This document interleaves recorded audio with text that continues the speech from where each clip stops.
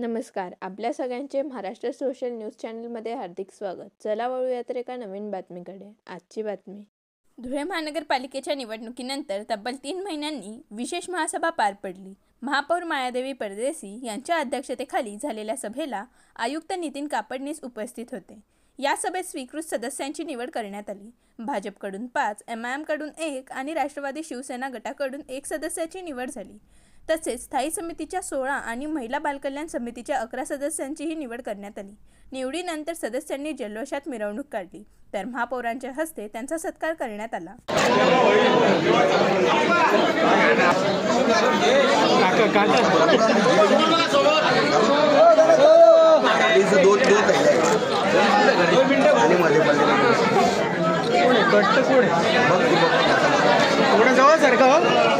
बातमी आवडल्यास चॅनलला लाईक व सबस्क्राईब करा व दररोज अशा नवनवीन बातम्या पाहण्यासाठी चॅनलला फॉलो करा. धन्यवाद.